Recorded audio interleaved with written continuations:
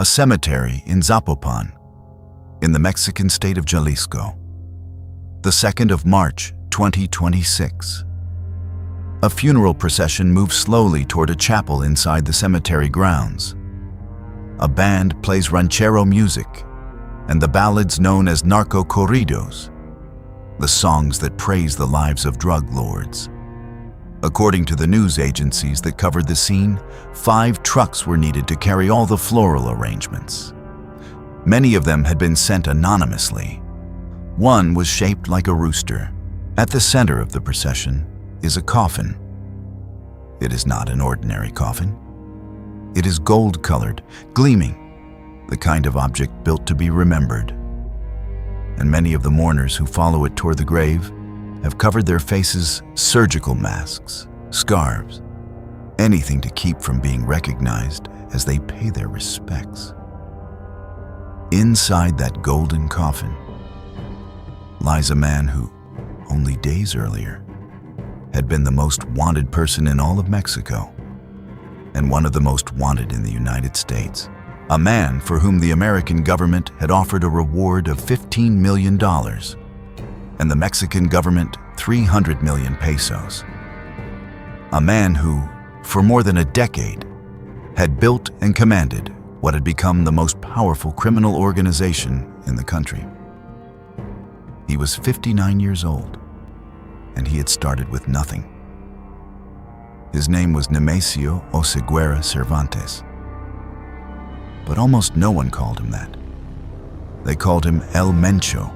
This is the story of the organization he built from a fledgling faction into a global empire. The Cartel de Jalisco Nueva Generación, the Jalisco New Generation Cartel, known across the world by its initials, CJNG.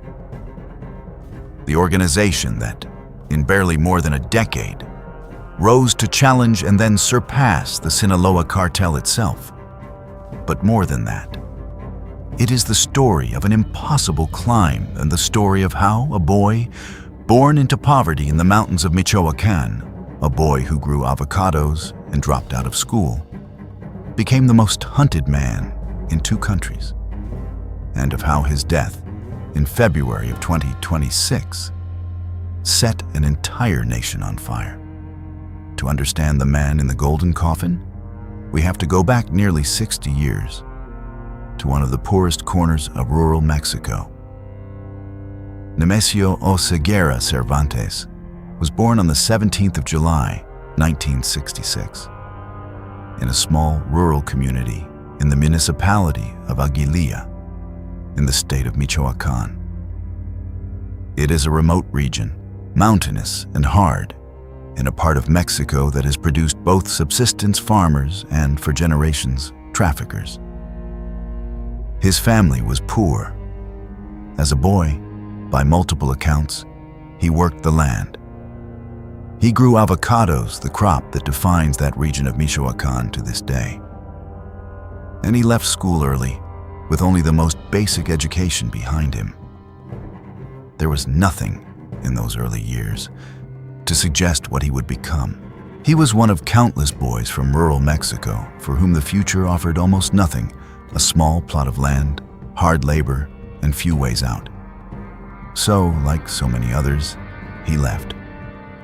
He crossed illegally into the United States, looking for something better. What he found, instead, was the drug trade. In the United States, the young man from Michoacán became involved in the distribution of narcotics. He was caught, according to records of his early life. He was convicted of a drug offense in the United States and served time in an American prison before being deported back to Mexico. That single fact that he had crossed into the United States, been imprisoned there, and been sent home would shape everything that followed. He had seen the market up close, from the inside. He understood, in a way many of his future rivals did not, exactly where the product went and what it was worth on the other side of the border. He had learned the geography of the demand he would one day spend his life supplying. And when he returned to Mexico, he did something that, in hindsight, is almost difficult to believe. he became a police officer. The man who would one day be the most wanted criminal in Mexico began his adult life back home wearing a badge. It is one of the strangest details in his entire story, the future cartel boss as a local policeman. And it would not last.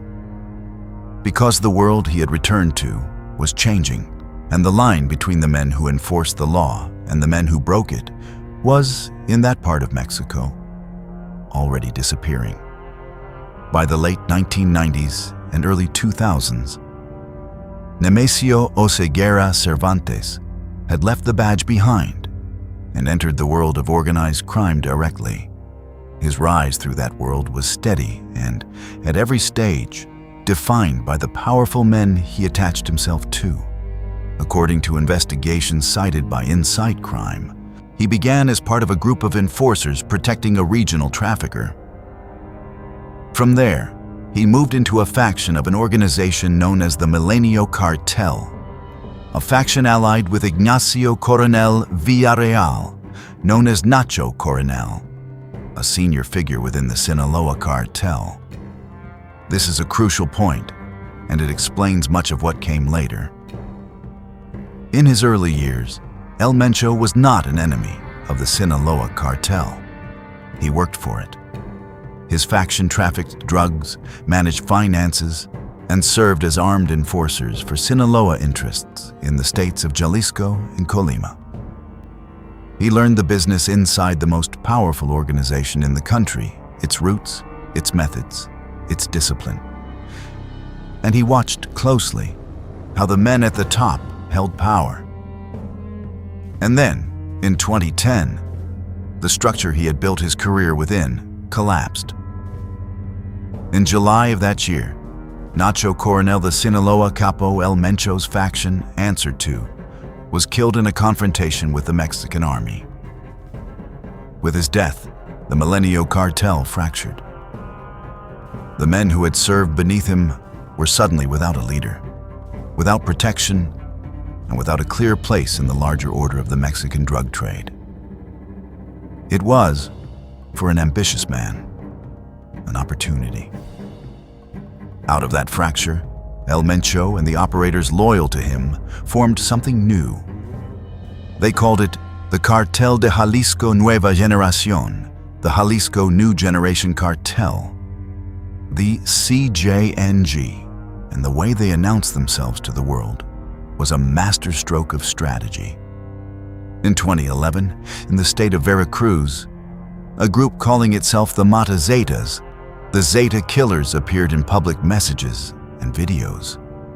Masked, organized, and articulate, they presented themselves not as a cartel at all, but as a vigilante force.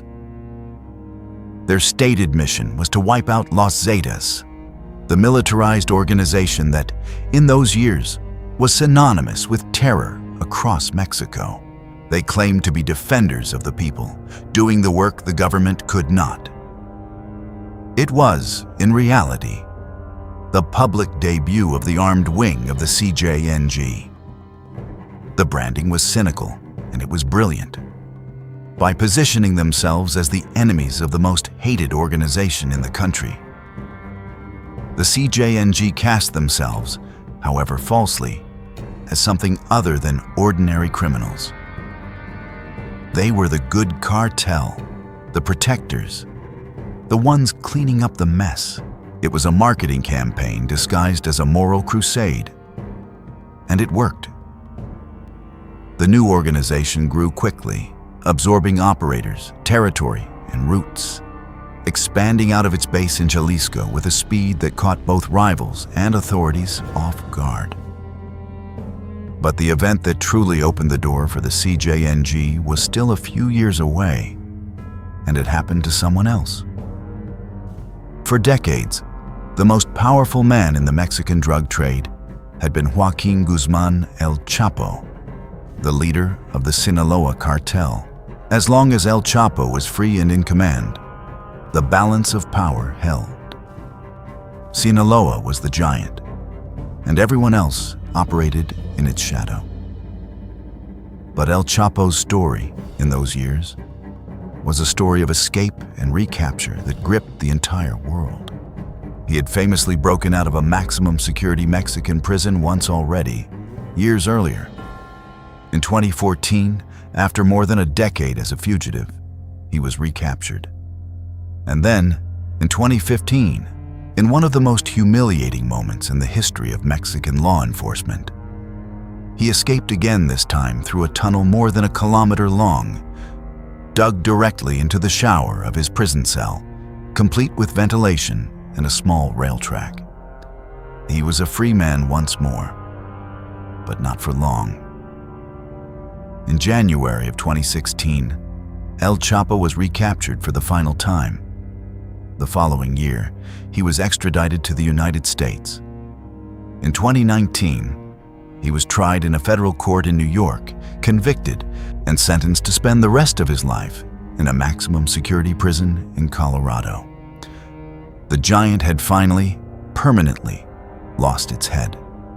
And into the vacuum left behind, the CJNG surged. Over the following years, under El Mencho's leadership, the Jalisco New Generation Cartel transformed from a regional power into a global trafficking organization.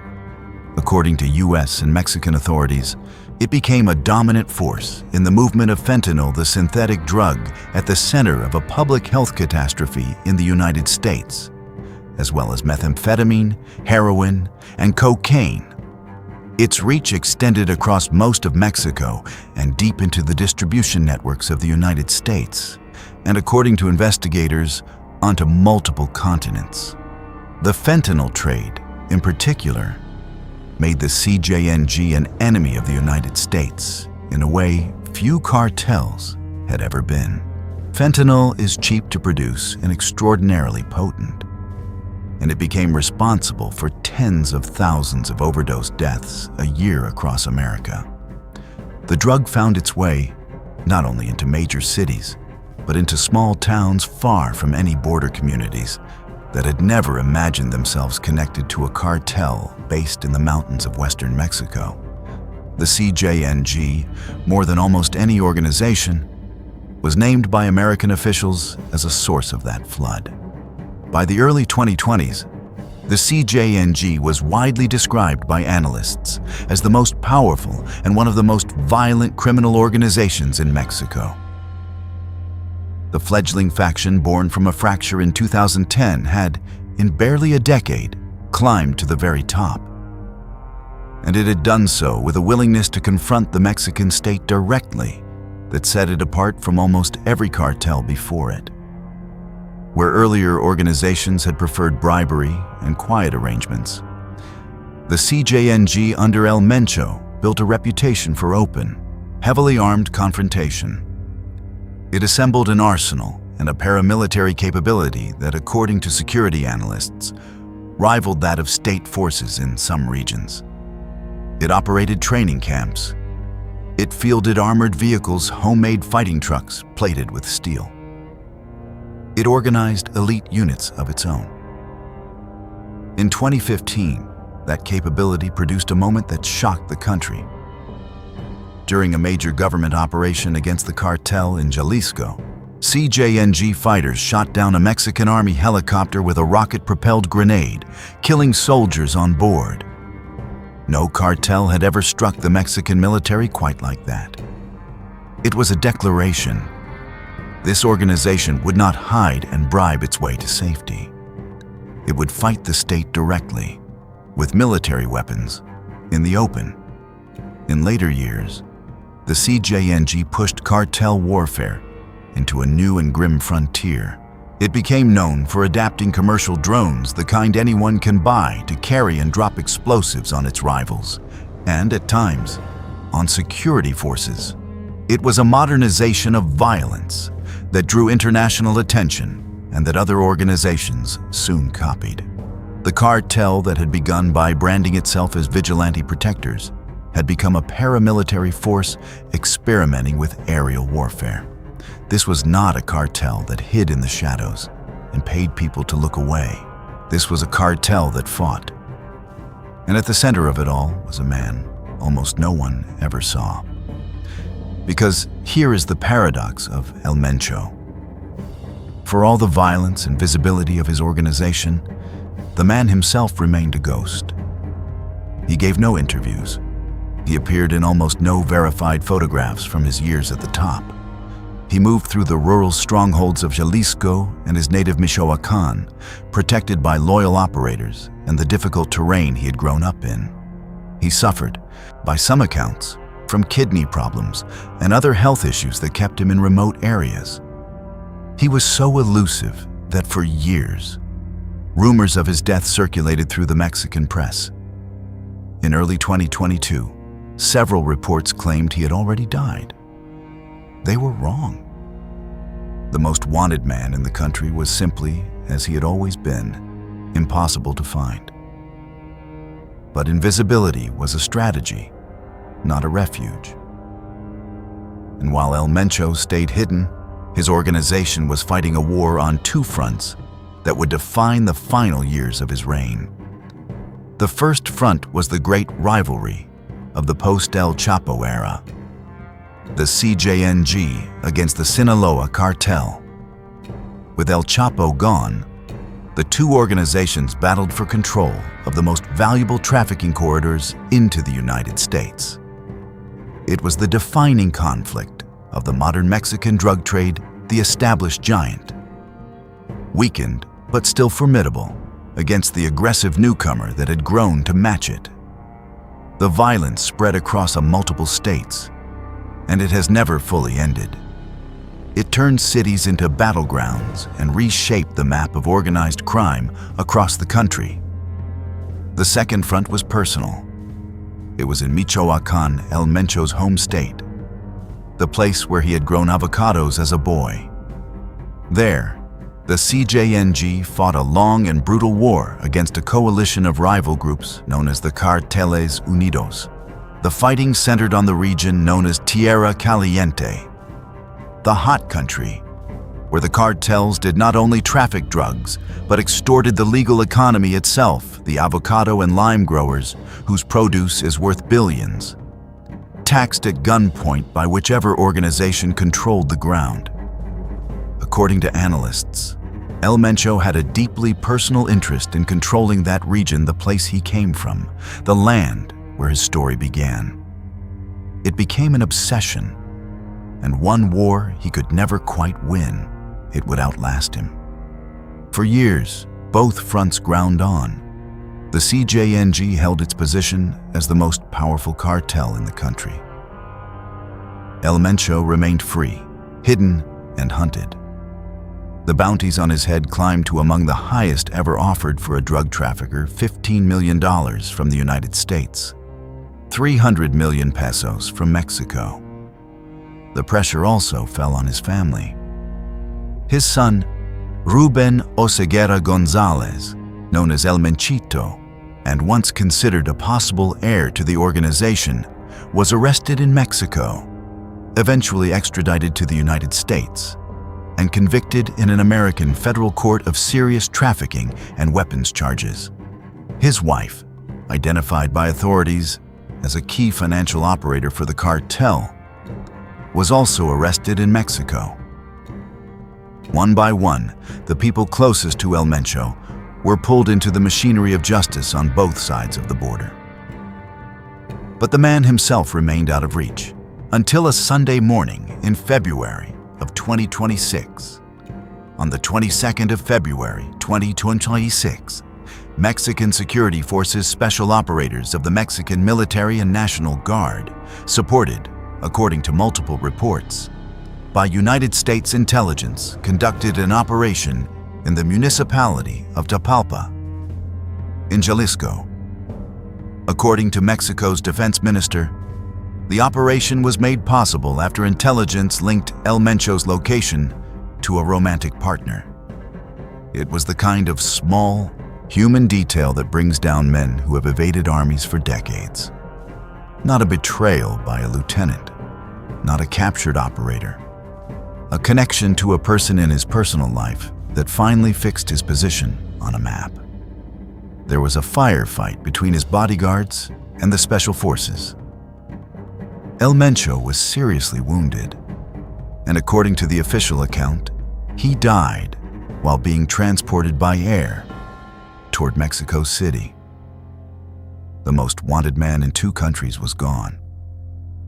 What followed was not mourning, it was retaliation. As the news spread, the CJNG erupted in coordinated violence across multiple Mexican states, beginning in Jalisco and radiating outward. There were shootouts, there were road blockades, with vehicles set on fire to seal off highways. According to reports, the clashes killed at least 25 members of the National Guard. The U.S. Embassy issued shelter-in-place advisories for multiple states. And the epicenter of the violence was Guadalajara, the capital of Jalisco, and one of the host cities for the 2026 FIFA World Cup. The timing could not have been more damaging to Mexico's image on the world stage, with the eyes of the global sporting world already turning toward the country. A government that had hoped to present Mexico to billions of viewers as a confident host was instead confronting burning highways in one of its largest cities. The killing of El Mencho was, by the assessment of analysts, one of the most significant blows ever struck against organized crime in Mexico. It came amid intense pressure from the United States, which had been pushing the Mexican government to escalate its campaign against the cartels. But a blow against a cartel is not the same as a victory over one. Because in the days that followed, the question that hung over everything was not whether the CJNG had been defeated. It was what the organization would become without the man who had built it. And then, on the 2nd of March, came the golden coffin. The funeral in Zapopan, the band, the narco corridos, the 5 trucks of anonymous flowers, the masked mourners, the gold-colored casket carried to the grave, as the traditional song they call the Cheerful Boy played in the cemetery chapel. It was a spectacle of power and loyalty for a man who had spent his life unseen, a final visible monument to an empire built in the shadows.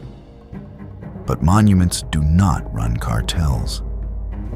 And so we are left, as we so often are with these stories, with a set of questions that have only begun to be answered.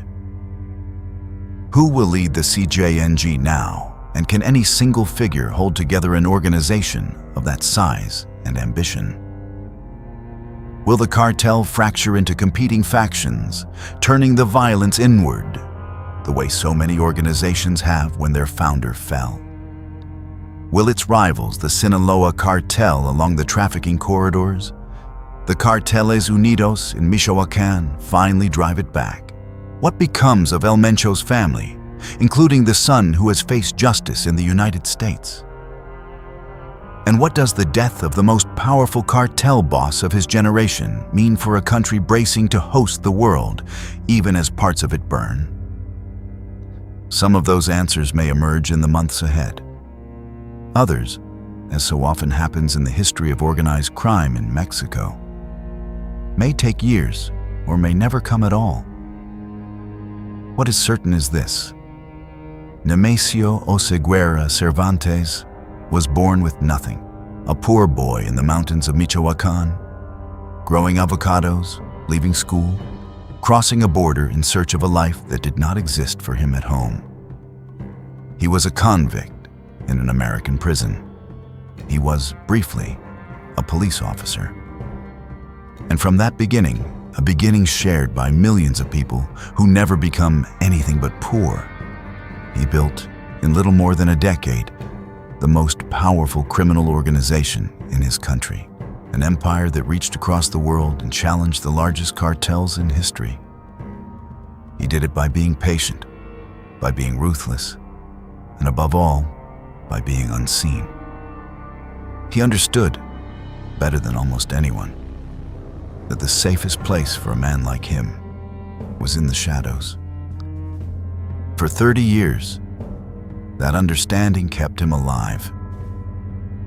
In the end, it was not an army that found him. It was a single human connection, the one thing a man who lives in the shadows cannot fully hide. The boy who grew avocados was buried in a golden coffin, mourned by people who would not show their faces, beneath flowers sent by senders who would not give their names. It was the loudest possible ending for the quietest man in the Mexican drug trade, and the empire he built the war with Sinaloa, the war in his home state, the global roots. The question of who comes next outlived him the moment the firefight ended, and is being settled right now in the mountains of Jalisco and Michoacán, in the corridors that run north to the border, and in the uneasy silence of a country waiting to see what rises in his place. If this story showed you the hidden complexity behind the headlines, subscribe to Sleeping Crimes. Every week, we unravel the stories we need to understand, not to glorify crime, but to understand its real impact. Turn on notifications. We'll see you at the next crime.